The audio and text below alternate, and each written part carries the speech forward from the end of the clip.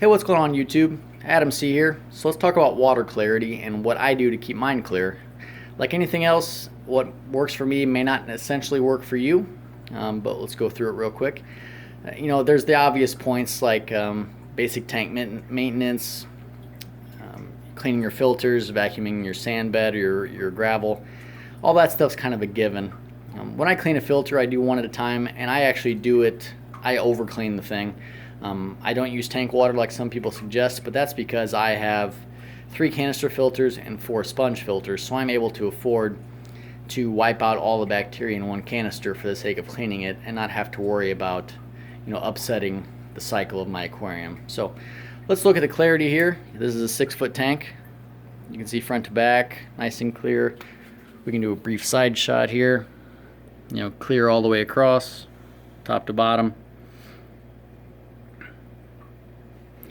So what I do, and it's certainly nothing fancy, is I use filtration media. There's stuff that I use in my canister filters. I use ChemiPure Blue, and I use a little bit of carbon. You guys can also obviously, there's a ton of stuff you can use, but the main thing is to make sure you're using it properly and effectively. For example, here is a tray out of my FX6. This is ChemiPure Blue that I've had in here for probably 4 months now, and it's still going strong. The main thing is you can see there's no gaps where the water can get around my media. It has no choice but to go right through it, and that's how you get 100% effectiveness out of almost any media that you are using. For example, if you're running your trays like this, your water is going to go right around your media.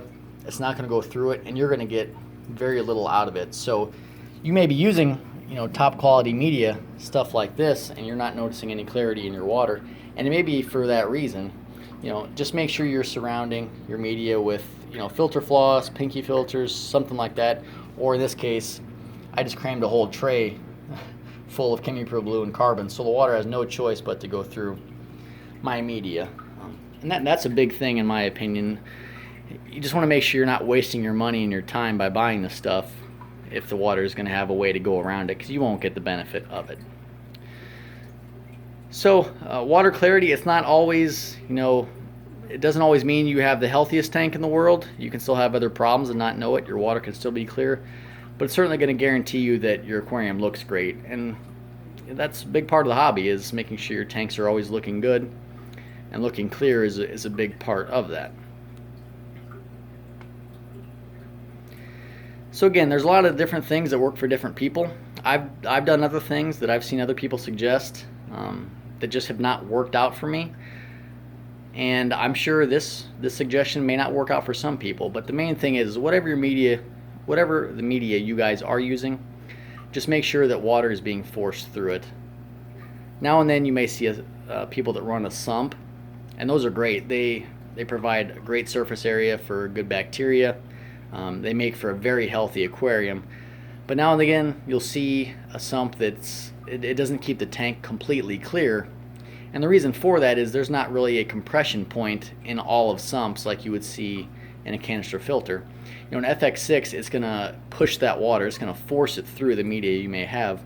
Sometimes sumps, it's simply almost like a waterfall setup, and the water's just going to slowly roll over whatever media you may have, so it's not going to go through it 100%, and then you're not going to get the full benefit of that. So just something to think about.